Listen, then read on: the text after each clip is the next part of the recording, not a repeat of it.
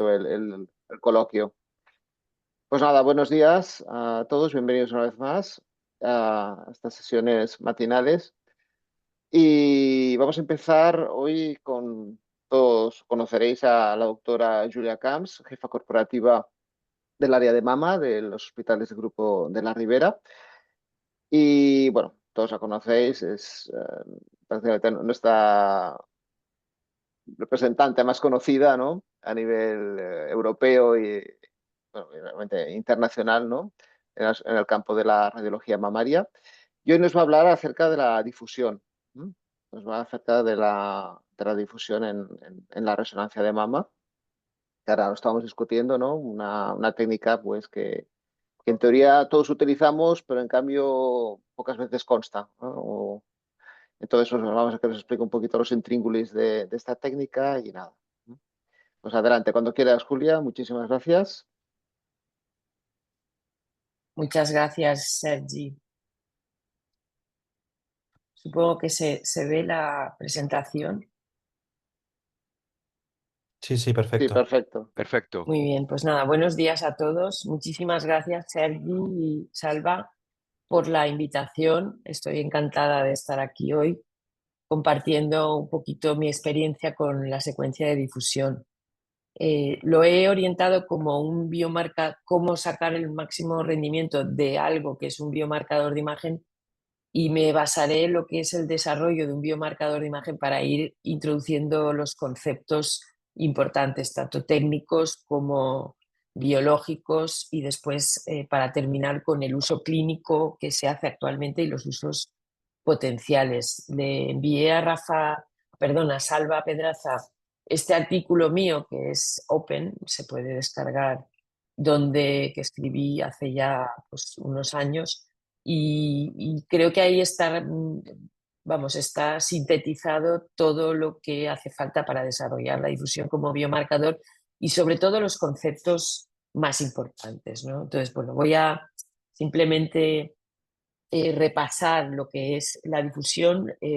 La difusión es el proceso de movimiento aleatorio de las moléculas de agua en un medio libre.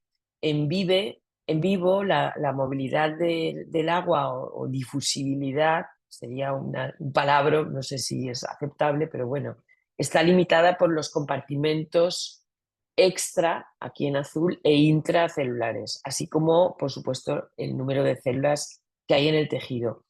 Aunque habitualmente utilizamos el término difusión restringida, realmente la difusión restringida se refiere a la difusión intracelular, pero bueno, eso ya es difícil de cambiar. Esto es algo que Denis Levihan, el inventor de la difusión, siempre nos echaba en cara, ¿no?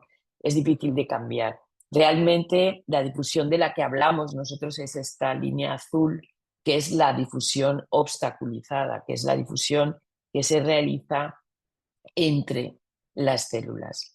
La difusión, hay tres tipos de difusión, básicamente la difusión libre, que es el movimiento aleatorio de las moléculas de agua, es también llamada movimiento browniano, debido a la agitación térmica en ausencia de cualquier obstáculo, que sigue una distribución gaussiana.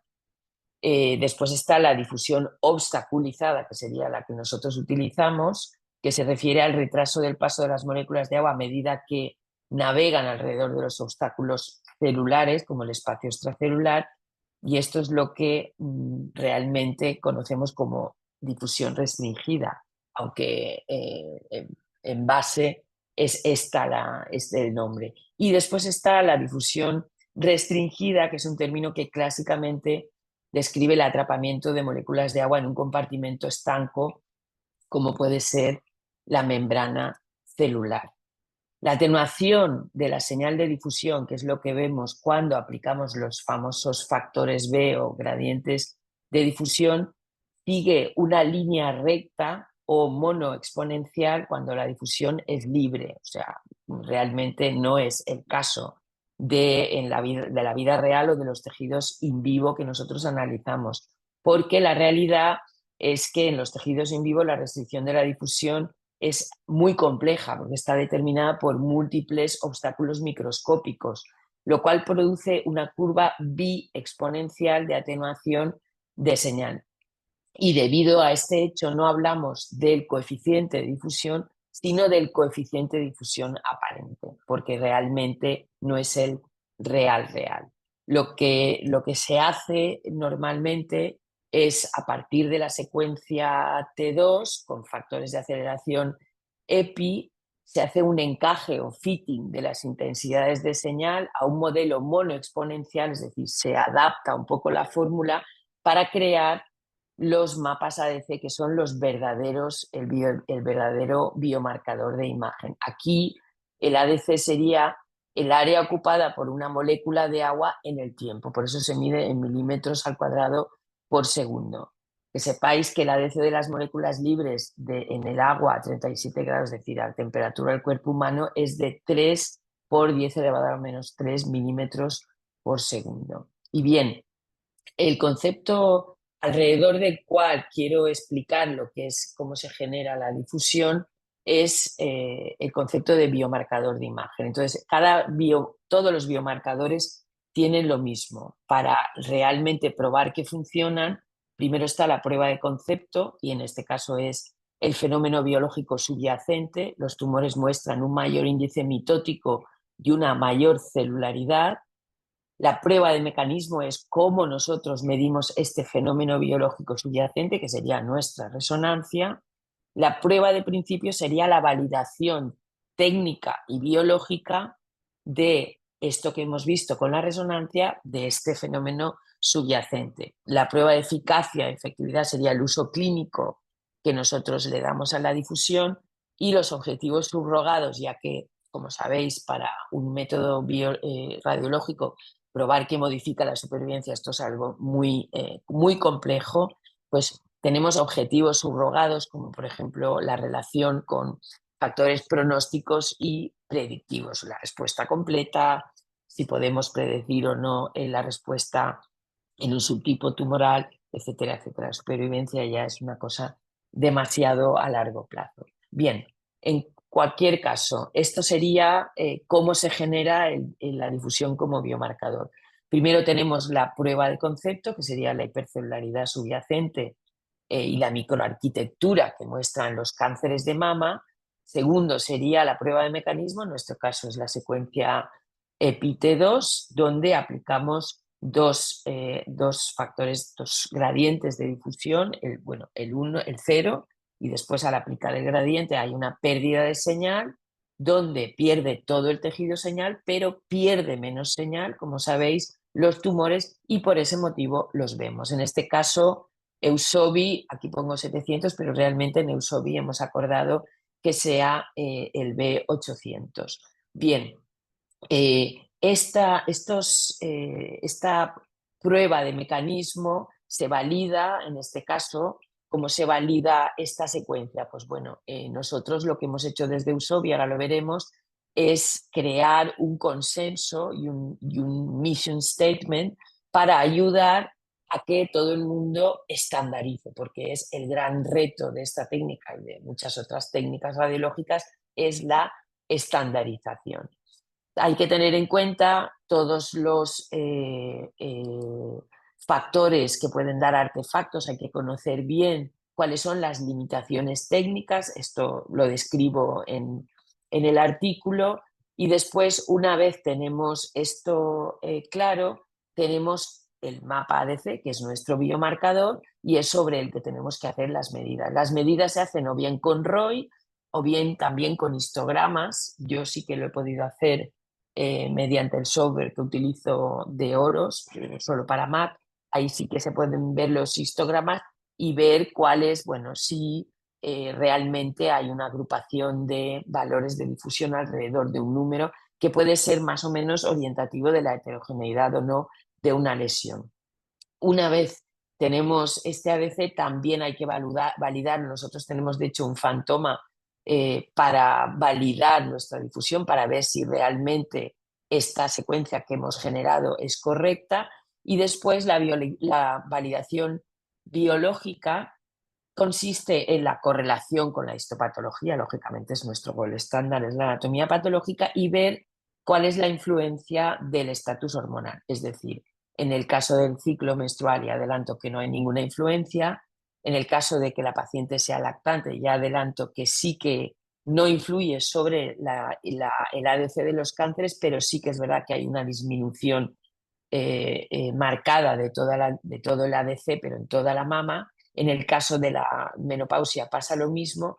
Y después, si alguien se pregunta si influye, hay un metaanálisis de Dorrius que dice que no hay influencia sobre el contraste, aunque se recomienda que se realice la difusión antes de inyectar el contraste. Bien, una vez tenemos todo esto, lo que intentamos es ver si sirve en algo para nuestro uso clínico de todos los días. Es decir, en nuestro caso la difusión serviría para caracterizar lesiones, ese es su uso más importante, la correlación con los factores pronósticos y la evaluación de respuesta. Yo sí que es verdad que revisé este tema y he visto que no hay relación concluyente con el grado tumoral, sí que hay una relación inversa con el Ki67, no hay una relación concluyente con los tumores hormonopositivos, sin embargo, sí que se sabe que los tumores ER2 tienen un ADC más elevado porque ahí predomina más la pseudoperfusión o la perfusión tumoral que la hipercelularidad. Y en el caso de la diferenciación entre infiltrantes y no infiltrantes, sí que ayuda porque los pequeños focos de infiltrantes tienen menor ADC que el resto del tejido. Veremos que en el caso del in situ es difícil, aunque hay algunos autores que se empeñan en demostrarlo, diferenciar entre in situ de alto grado y de bajo grado.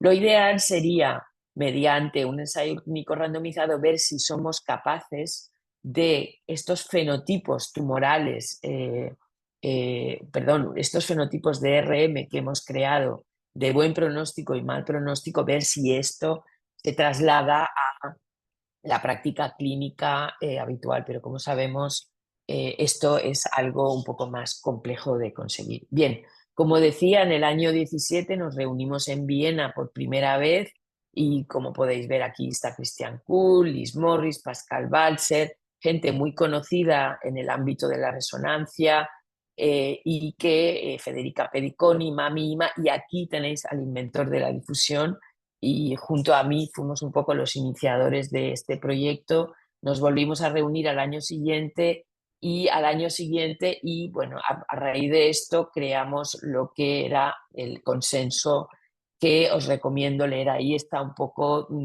cómo podemos crear, cuál sería la secuencia básica de difusión y bueno, pues todos los problemas técnicos y clínicos que pueden aparecer. Y vamos a revisar un poco los factores técnicos y los factores que influyen sobre la difusión.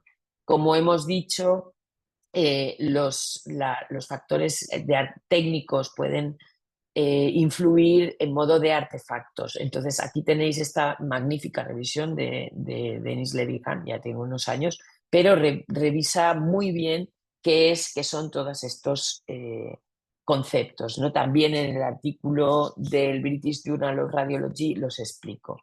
Una de las cosas más importantes que tenemos que hacer es estandarizar lo que hacemos.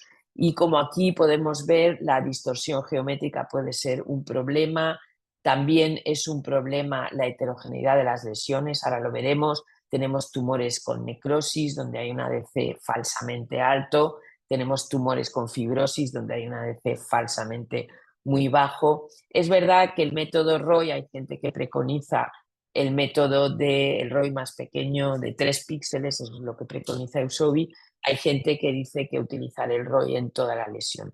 En cualquier caso, sí que es verdad que lo ideal es basarse en lo que es la imagen con contraste y ir teniendo en cuenta la distorsión geométrica, ir a esa misma zona en la imagen del mapa ADC. Aquí tenemos lo que pasa con la distorsión geométrica. Tú copias el ROI de lo que es el contraste, lo trasladas a la difusión y como podemos ver hay una cierta distorsión que en este caso pues son 7 milímetros y como podéis ver los histogramas cambian bastante. Otra de las cosas, como decíamos, es la heterogeneidad de las lesiones. Aquí tenemos un tumor mixto mucinoso donde la parte, digamos, más tumoral de la parte de la mucina tendrá un ADC muy elevado y la parte más tumoral tendrá el ADC real. Aquí hablamos de niveles de difusión, no de puntos de corte exactos. Nivel de difusión muy alto, nivel de difusión bajo. Aquí tenemos un triple negativo, también característica la necrosis tumoral, y lo que haríamos en este caso sería medir la parte necrótica por un lado y la parte sólida por otra, y con sus correspondientes, niveles de difusión. Aquí, como podemos ver, cuando en un tumor heterogéneo, como sería este el caso, esto está como muy aumentado, pero es para ver el caso, cambia muchísimo de dónde pongamos el ROI. Y lo que se preconiza es eso, poner en la parte más hipointensa de la lesión una vez la tengamos localizada y que tenga al menos 3 píxeles. En nuestro caso, esta es nuestra secuencia, lo que realizamos es un tensor de difusión, que es una difusión, digamos, en 3D. ¿Por qué? Pues porque consideramos que la mama tiene 3 partes, sería el tejido glandular ductal, donde la difusión es rápida y anisotrópica, es decir, que preferiblemente va en una dirección. Tenemos el tejido de alrededor, el tejido fibroso y graso conectivo alrededor de los ductos, donde la difusión sería muy rápida e isotrópica, igual en las 3 direcciones, como puede verse aquí.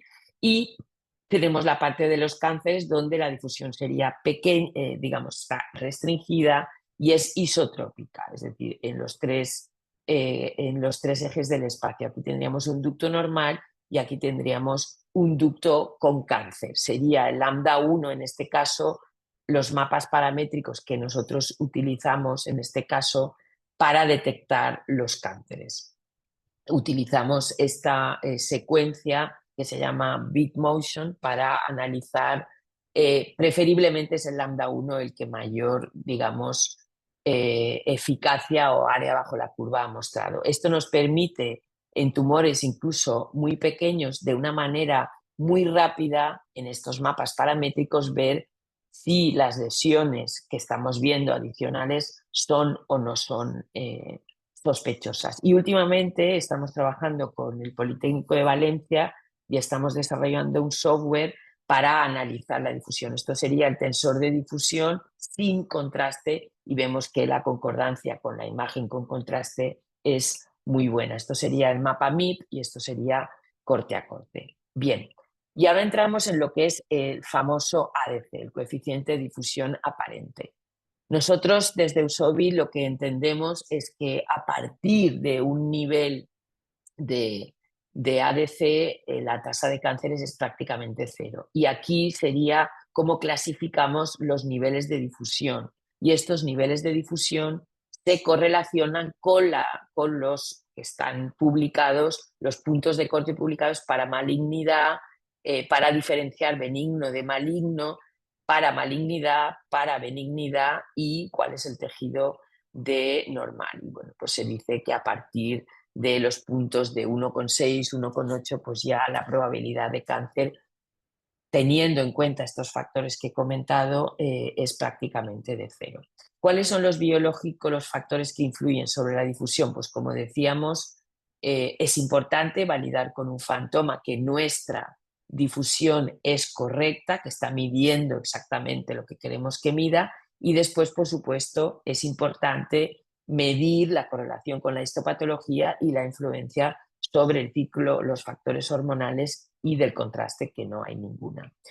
Respecto a los factores histológicos, esto es muy importante, es muy importante conocer cuáles pueden ser causas de falsos negativos. Aquí tenemos, por ejemplo, causas de falsos negativos: carcinoma mucinoso, como hemos visto, necrosis tumoral, tumor papilar sólido quístico, tumores de pequeño tamaño, el in situ es un clásico, y también el uvular. Aquí tenemos un carcinoma mucinoso hiperintenso en T2, donde el nivel de difusión no es bajo, es intermedio. Aquí, en este caso, como veréis, hay mucha mucina entremezclada con el tumor. Aquí veis el contraste.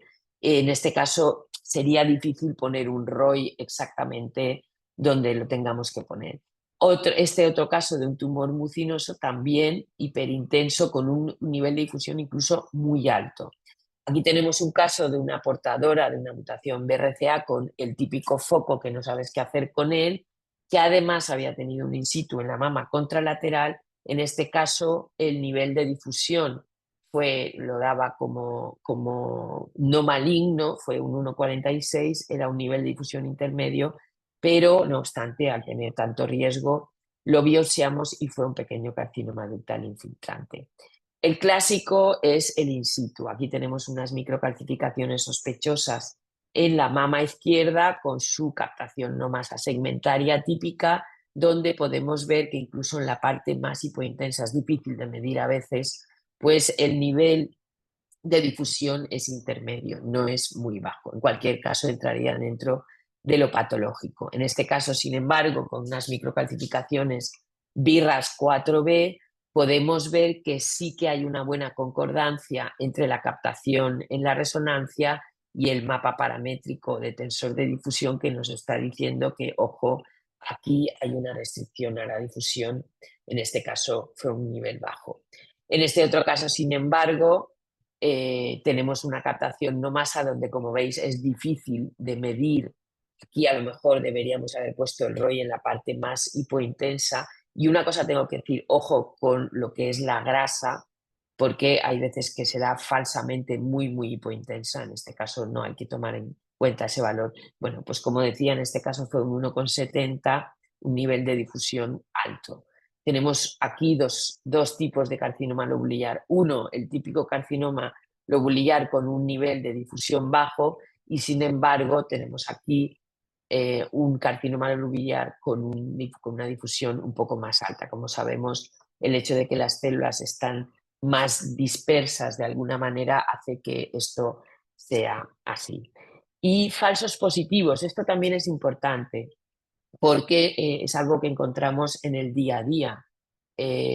Una causa muy frecuente son los hematomas. Aquí tenemos un cáncer en la mama izquierda con su correspondiente restricción a la difusión, una DC de 0,7.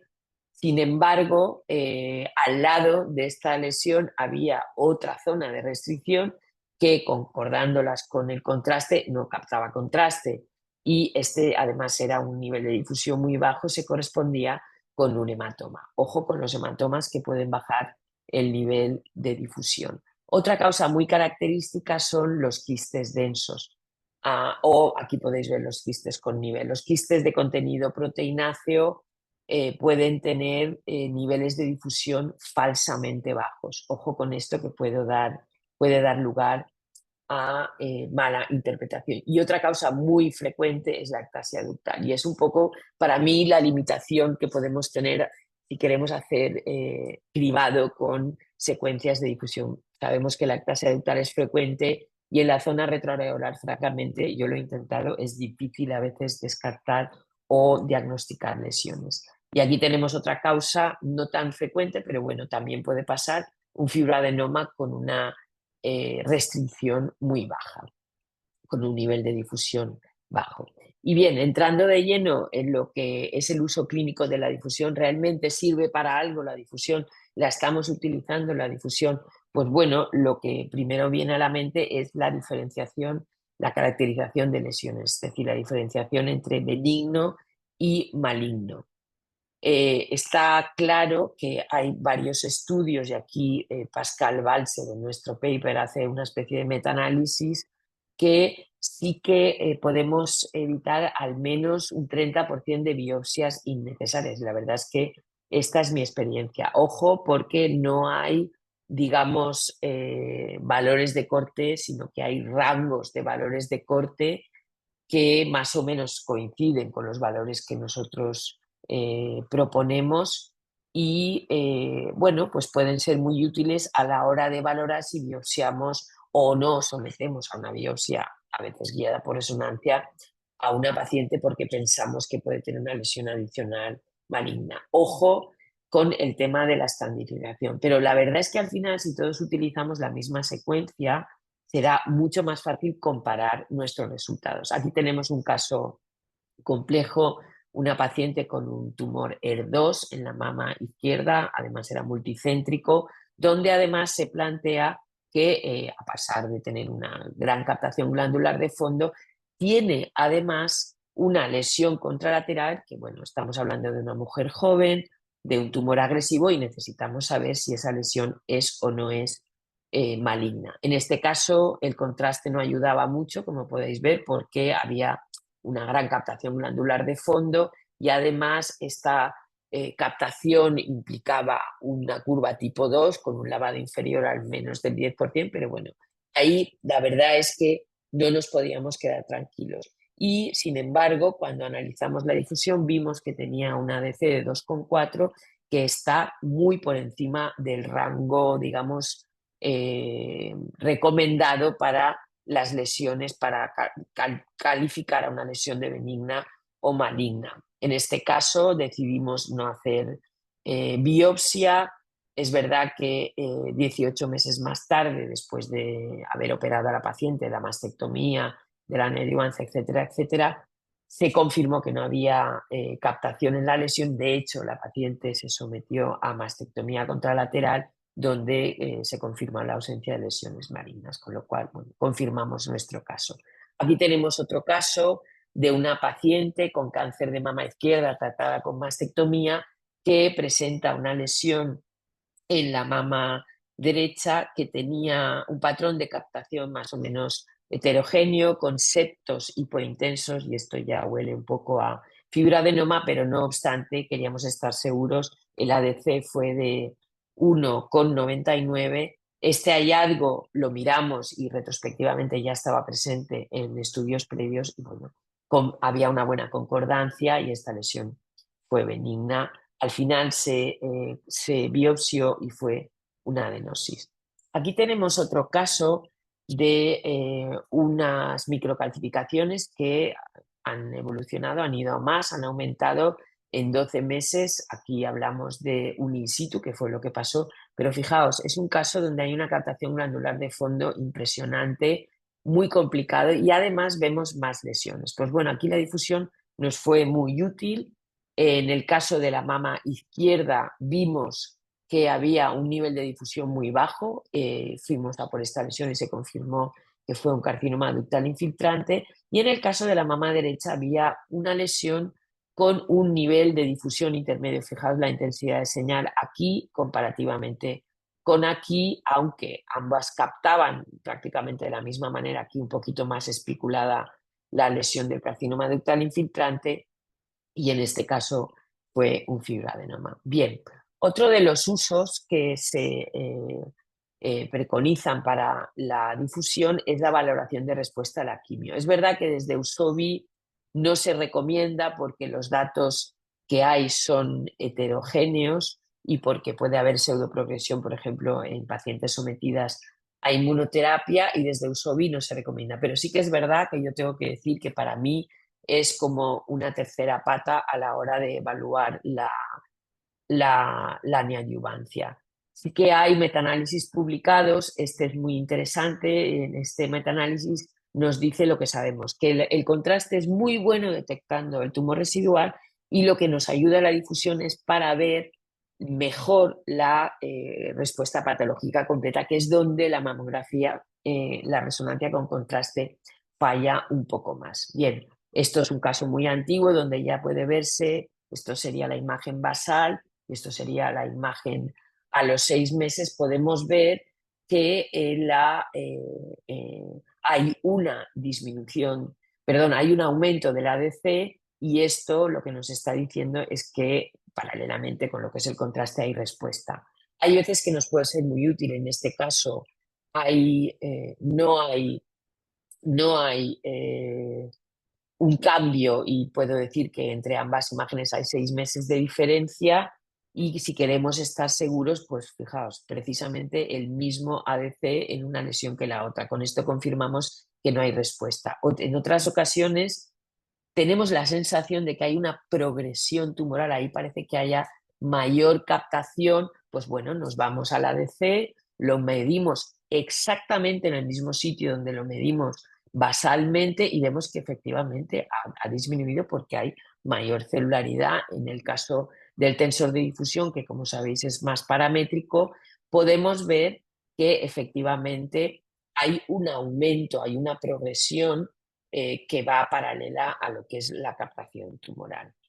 La respuesta precoz es un poco el santo grial que nadie está poniendo en marcha, pero que es muy útil. Ya la describió este grupo inglés en el año 2006. Lo que decía es que precozmente, tras el primer ciclo, incluso tras el segundo, cambia, antes que cambie el diámetro, cambia el ADC. Y esto nos puede servir para precozmente evaluar lo que está pasando. Fijaos en este caso nuestro, donde vemos que manteniéndose el tumor prácticamente del mismo tamaño, hay un cambio en el mapa paramétrico de la difusión y vemos cómo los píxeles van cambiando hacia niveles de menor restricción de la difusión hasta 2 ciclos. Este es otro caso, por ejemplo, donde lo que hacíamos fue un estudio que inicié, hacíamos un T2 precozmente a los 2 ciclos con su correspondiente tensor de difusión y veíamos que aquí quedaba tumor, en el siguiente a los 4 ciclos veíamos que prácticamente ya había respuesta completa, mientras que, fijaos, que con el contraste, aun habiendo respuesta completa patológica, que fue lo que se confirmó en el estudio final, había una cierta captación de contraste. Bien, en este otro caso, por ejemplo, también podéis ver que habiendo una buena respuesta, incluso respuesta patológica completa, todavía podemos ver, esto nos puede ayudar a lo mejor a ser un poco más exactos a la hora de validar la respuesta. Y ya como usos potenciales, el cribado del cáncer de mama, por primera vez descrito hace ya unos cuantos años, y bueno, lo que se ha publicado es que sí, que mejora, pero realmente incluso publicaciones más recientes, es verdad que se alcanza una sensibilidad elevada, pero digamos que no es algo que hayamos puesto en marcha. Sí que es verdad que hay una ventaja, y es que en las mamas muy densas, que es el problema, digamos, de la mamografía con contraste y también del contraste, de la mamografía con contraste y de la mamografía y de la resonancia con contraste, la difusión es nuestro amigo porque no hay problemas de supresión grasa y se ve muy bien. En este caso, bueno, en este caso vemos este tumor contralateral con lesión adicional que resultó ser benigna y que parecía sospechosa en el contraste. ¿Podemos cribar con difusión? Pues bueno, fijaos en este caso donde realmente es una mama muy densa, es un caso muy antiguo, donde vemos que sí, que efectivamente, probablemente si estandarizamos bien la técnica, podremos acabar bueno, pues haciendo incluso en mamas heterogéneas menos densas como esta, donde vemos que la concordancia entre la difusión y el contraste es muy buena. Para resumir, en Eusobi decimos que todavía no estamos en el área bajo la curva y necesitamos más investigación. Y ya para terminar, simplemente lo que dije al principio, no hay una relación concluyente de la difusión como factor pronóstico entre el grado tumoral y la difusión. Sí que hay una correlación inversa, a mayor proliferación, menor ADC. No hay una relación concluyente con los tumores hormonopositivos, sí que hay una relación concluyente con los tumores HER2 positivos, sí que nos puede ayudar a detectar esos pequeños focos invasivos dentro de un in situ extenso, y no está claro que haya una relación directa para diferenciar los grados de in situ. Esto es un mapa mental que me hice en su día para ver qué factores influían sobre el aumento del ADC. Por ejemplo, la perfusión aquí, digamos que es más fuerte en los tumores, en la angiogénesis HER2, y hace que suba el ADC. Bueno, fue un pequeño mapa para ver por qué en algunos tumores había más ADC o menos ADC. Y bueno, ya para terminar, ¿cómo sacar el máximo rendimiento? Pues sí, la difusión es una técnica muy útil que nos puede ayudar muchísimo en el día a día. Como biomarcador de imagen, por supuesto, tiene limitaciones técnicas y biológicas que hay que conocer. Hay falsos positivos y negativos en la práctica clínica que también hay que conocer. El uso clínico más importante es la caracterización entre benigno y maligno.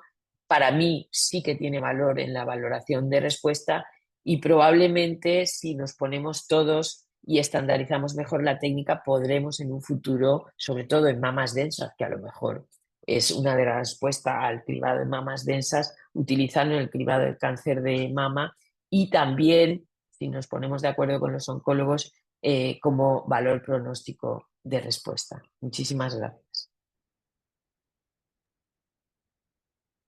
Bien, muchísimas gracias, Julia, por esta excelente exposición.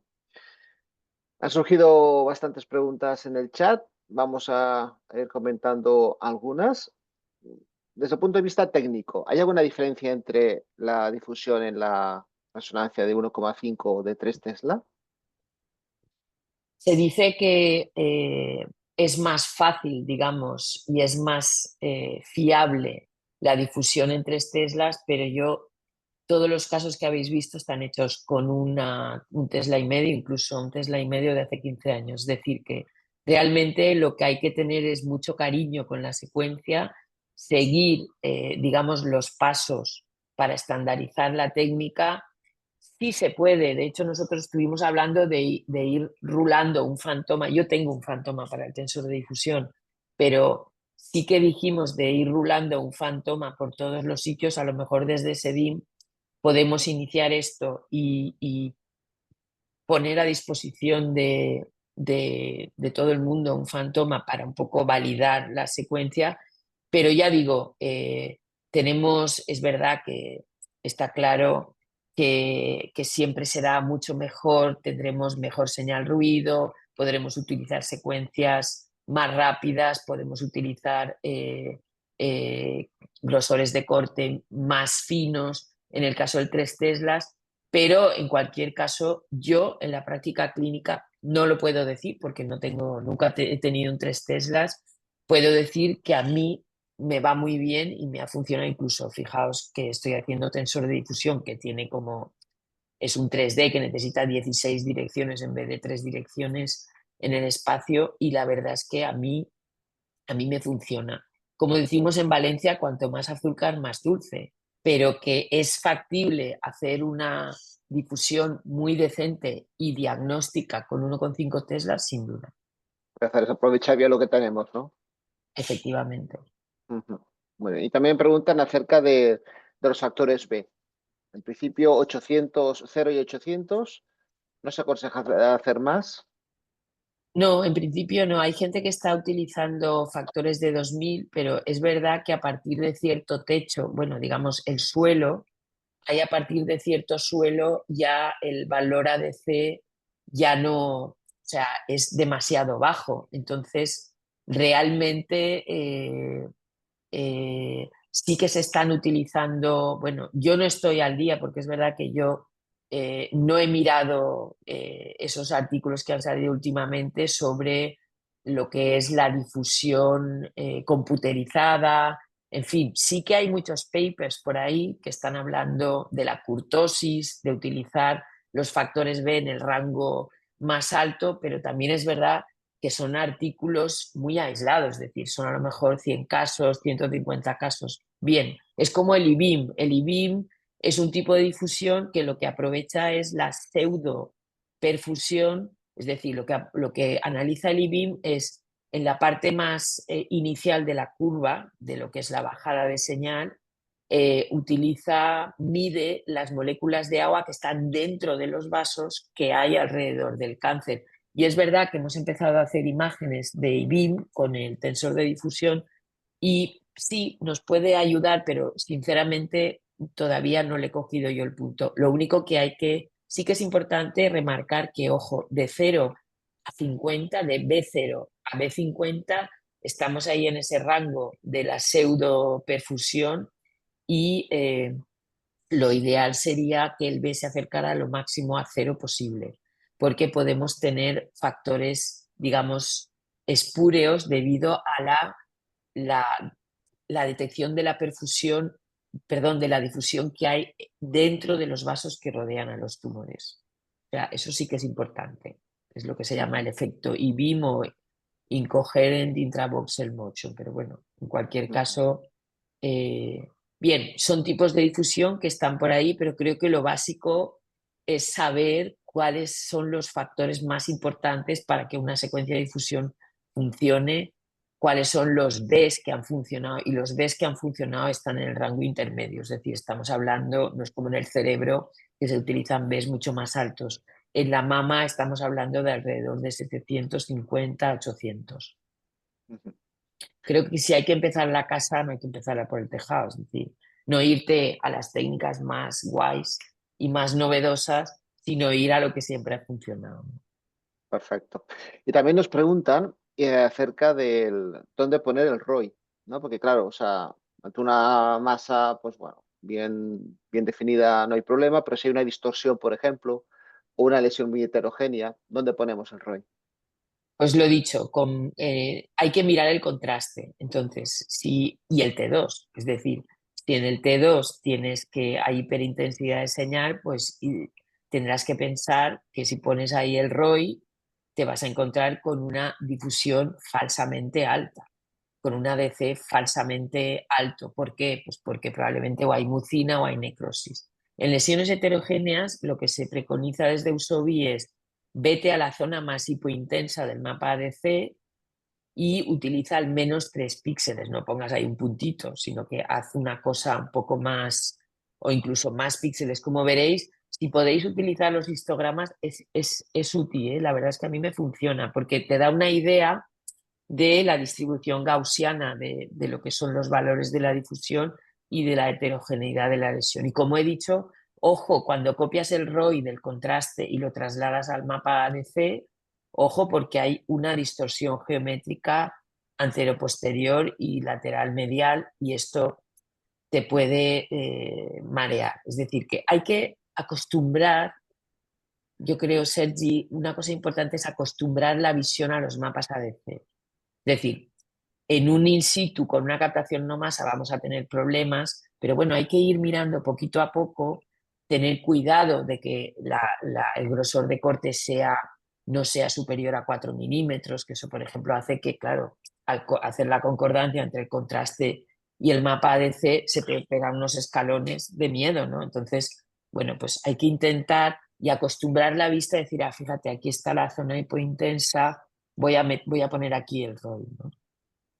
O hacer varias mediciones a la vez. Pero sí, hay que mirar siempre, siempre, siempre hay que mirar el T2 y hay que mirar el contraste para saber un poco dónde ir a medir.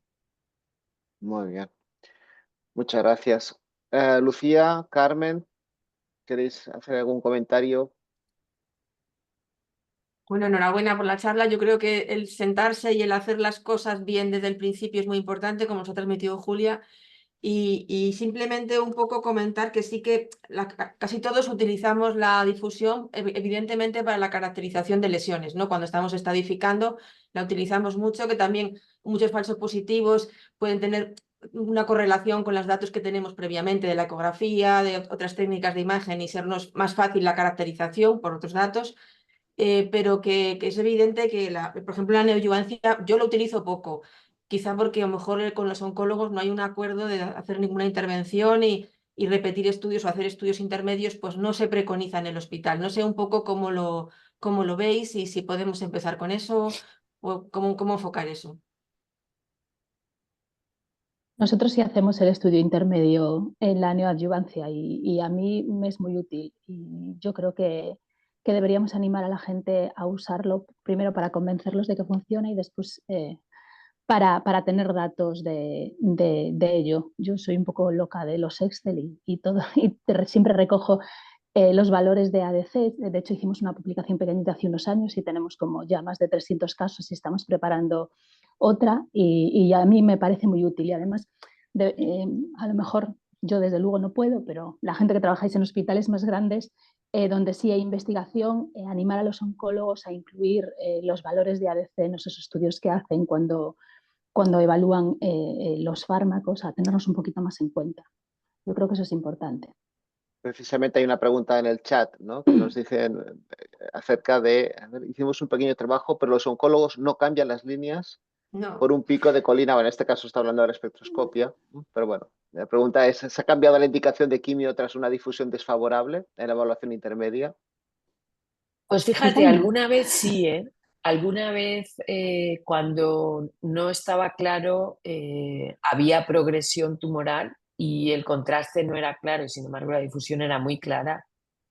Triples negativos, por ejemplo. Hay triples negativos que de repente hay como se vuelven como más quísticos o más necróticos y no sabes si va adelante o va para atrás. Entonces ahí sí que la difusión a veces nos ha ayudado.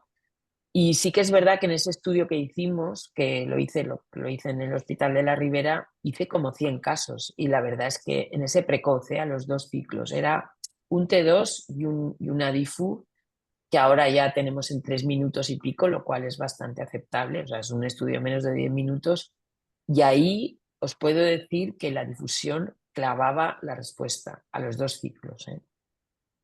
¿Ves? Es Nosotros verdad que hicimos ellos te van a un... decir que independientemente de cómo funcione, pero fijaos, nosotros, a ver, esto es un tema de desescalada, llegará un momento en que ellos tendrán que desescalar. Eso es así, porque van cambiando los fármacos y llegará un momento en que dirán, oye, pues igual a los 3 ciclos o a los 4 ciclos habrá que plantearse si seguimos o no seguimos. No sé, yo creo que es algo que no hay que dejar de lado y tener curiosidad, ¿no? Curiosidad científica y ver siempre la difusión. Oye, aunque no la... Nosotros sí lo ponemos siempre, ¿eh?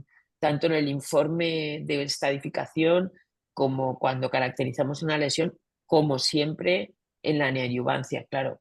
En la adyuvancia, cuando hay respuesta completa, dices, no se puede medir el ADC porque no hay donde medirlo, porque hay respuesta completa. Pero en cualquier caso, sí que hay que acostumbrarse a ponerlo. Yo creo que si seguís esta pequeña propuesta que hicimos desde Usobi, que es una secuencia muy específica, ahí tenéis todos los datos técnicos, yo creo que puede ayudar. Totalmente de acuerdo. Muy bien, pues creo que ya llegamos a la hora. Salva, si quieres concluir. Sí, bueno, como siempre, agradeceros a todos vuestra presentación. Muchas gracias, Sergi, por tu excelente moderación. Gracias, Carmen y Lucía. Me ha gustado mucho vuestras intervenciones. Y Julia, yo creo que ha sido profesora completa, es decir, muy clara, explicando todos los detalles, con los consejos. O sea, maravilloso. O sea, da ganas de volver a mirarse todo lo que has dicho y encima nos has dado el artículo. O sea, que muy bien, ¿eh? Yo hago un pequeño resumen. Yo creo que la idea que cojo es que, siendo cierto que hay unas limitaciones de la difusión, tú claramente nos animas a utilizarla. Nos dices, oye, que diferencia benigno-maligno, que puede evitarte biopsias y que te va a predecir la respuesta a la quimio, ¿no? Neoadyuvante. Y más cosas que vendrán, ¿no? No sé si te parece bien este pequeño resumen, Julia. Me parece perfecto, Salva. ¿Sí? Oye, pues seguro que contamos contigo, Sergi. Tenemos que invitar más veces a Me Julia, por encantó. supuesto, y a Carmen y a Lucía. Y simplemente comentaros que mañana tenemos la sesión de Alejandro Plana sobre edema de la cabeza femoral, causas y diferenciación. Estáis todos invitados. Que tengáis un gran día. Muchas gracias, Julia. Gracias, Sergi. Gracias, Carmen, Lucía. Y gracias, Dani. Que tengáis un gran día. Un saludo a todos. Nos vemos. Muchísimas gracias a todas Gracias. y hasta la Adeu. próxima. Muchas gracias. Chao. Hasta luego. Chao. Adiós.